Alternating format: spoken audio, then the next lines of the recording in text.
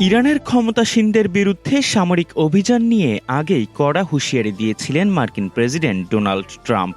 সাম্প্রতিক বিক্ষোভে দেশটির আন্দোলনকারীদের উপর গুলি চালানো নিয়েও পদক্ষেপ নেয়ার কথা জানান তিনি।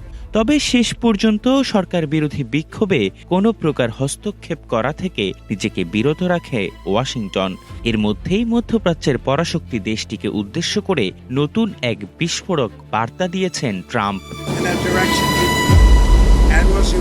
বার্তা সংস্থা রয়টার্সের এক প্রতিবেদনে বলা হয়, বৃহস্পতিবার প্রেসিডেন্ট ডোনাল্ড ট্রাম্প জানান, যুক্তরাষ্ট্রের একটি যুদ্ধ জাহাজের বহর ইরানের দিকে অগ্রসর হচ্ছে। তবে তিনি আশা প্রকাশ করেছেন যে এটি ব্যবহার করার প্রয়োজন হবে না। একই সঙ্গে তিনি বিক্ষোভকারীদের হত্যা করা বা পারমাণবিক কর্মসূচি পুনরায় শুরু করার বিরুদ্ধে তেহরানকে নতুন করে হুঁশিয়ারি দিয়েছেন।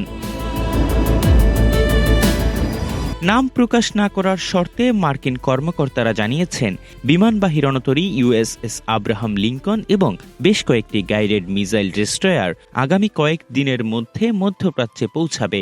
এক কর্মকর্তা জানান, মধ্যপ্রাচ্যের জন্য অতিরিক্ত আকাশ প্রতিরক্ষা ব্যবস্থাও বিবেচনা করা হচ্ছে, যা ওই অঞ্চলে মার্কিন ঘাঁটিগুলোতে ইরানের যে কোনো সম্ভাব্য হামলা ঠেকাতে গুরুত্বপূর্ণ হতে পারে। প্রতিবেদনে বলা হয়, ইরানকে উদ্দেশ্য করে এই সামরিক মোতায়েন ট্রাম্পের জন্য বিকল্প পথ খুলে দেবে।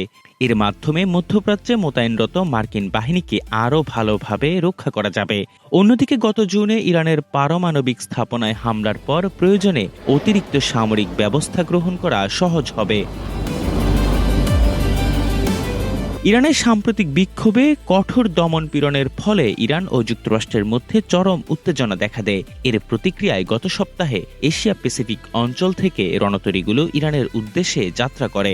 বিক্ষোভকালীন আন্দোলনকারীদের উপর হত্যার প্রতিবাদে ট্রাম্প ইরানে সামরিক হস্তক্ষেপের হুমকি দিয়েছিলেন। তার হুমকির পর ইরান প্রায় 840 জনের ফাঁসি বাতিল করেছে বলে দাবি করেন মার্কিন প্রেসিডেন্ট।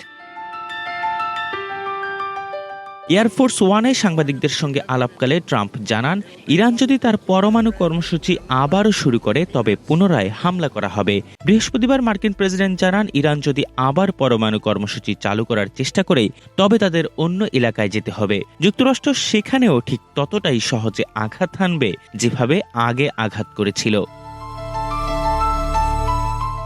মার্কিন সামরিক বাহিনী অতীতেও সামরিক উত্তেজনার সময়ে মধ্যপ্রাচ্যে শক্তি বৃদ্ধি করেছে, যা প্রায়শই রক্ষণাত্মক ছিল। তবে গত জুনে ইরানের পারমাণবিক কর্মসূচিতে হামলার আগে গত বছর বড় ধরনের সামরিক প্রস্তুতি নিয়েছিল যুক্তরাষ্ট্র। এহসান আব্দুল্লাহ, নাগরিক প্রতিদিন।